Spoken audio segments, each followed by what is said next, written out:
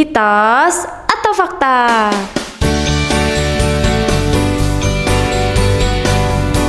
Halo dokter. Halo sahabat PHC. Hari ini kita akan bahas mitos atau fakta tentang katarak bersama Dr. Titi Ernawati, spesialis mata Rumah Sakit PHC Surabaya. Siap ya dok? Siap. Nah, yang pertama nih dok, mitos atau fakta obat tetes mata dapat menghilangkan katarak? Mitos. Katarak itu adalah lensa mata kita yang dahulunya jernih, sekarang menjadi keruh. Nah, lensa yang keruh ini tidak bisa kembali menjadi jernih kembali. Untuk dapat menjadi jernih kembali, jalan satu-satunya adalah dengan tindakan operasi.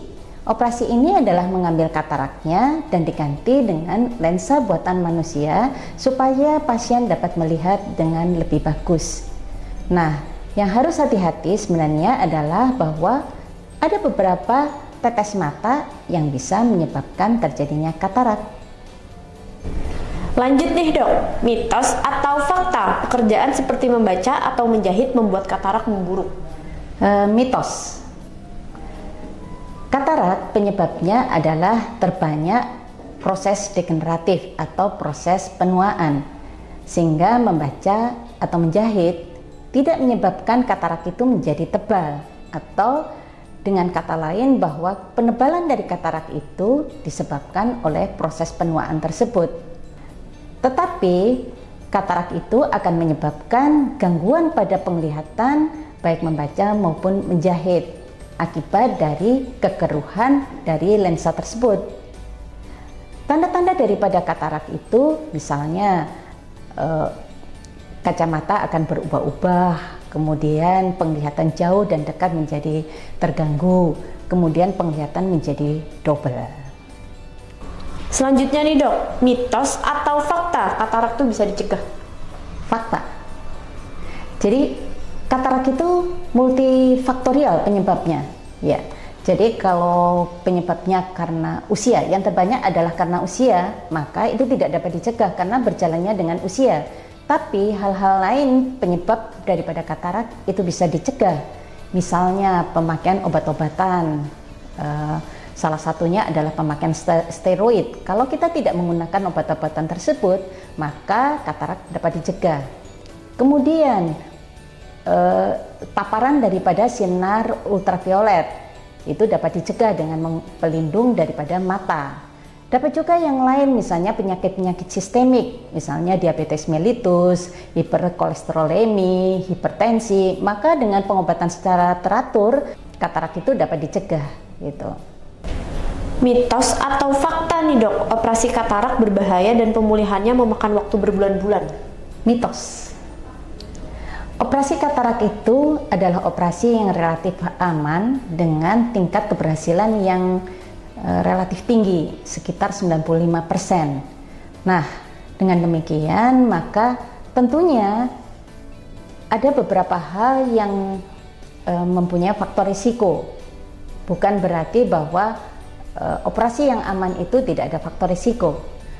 Beberapa faktor risiko, misalnya infeksi, perdarahan. Nah, untuk mencegahnya tentunya pasca operasi harus dirawat dengan betul. Saat ini teknik operasi katarak itu sudah bertambah maju dan berkembang. Dapat dilihat bahwa luka operasi katarak itu semakin lama semakin kecil. Dengan demikian maka proses penyembuhannya akan jauh semakin cepat. Oke dokter, lanjut ya dok. Mitos atau fakta katarak akan selalu tumbuh kembali? Mitos. Katarak itu adalah lensa mata yang keruh. Pada saat operasi kita mengambil lensa mata yang keruh itu untuk diganti dengan lensa mata buatan manusia. Nah, pada pasca operasi beberapa saat kemudian pasien mengeluh kabur, itu bisa disebabkan beberapa hal. Pertama adalah yang disebut dengan katarak sekunder. Katarak sekunder itu adalah suatu membran yang digunakan untuk tempat lensa mata yang kita taruh pada saat kita melakukan tindakan operasi, kemudian membran itu menjadi keruh. Nah, itu bisa dilakukan tindakan laser untuk menghilangkan kekeruhan tersebut. Yang kedua adalah biasanya penyebab terbanyak adalah kerusakan pada saraf mata kita. Nah, kerusakan saraf mata kita itu bisa disebabkan karena proses penuaan atau penyakit-penyakit misalnya diabetes mellitus, hipertensi, hiperkolesterol. Pertanyaan terakhir nih dok, mitos atau fakta katarak terjadi di semua usia? Fakta. Pada kenyataannya, katarak itu banyak terjadi pada usia lanjut yang disebut dengan katarak senilis. Tetapi katarak itu bisa juga dimulai dari saat bayi lahir yang disebut dengan katarak kongenital.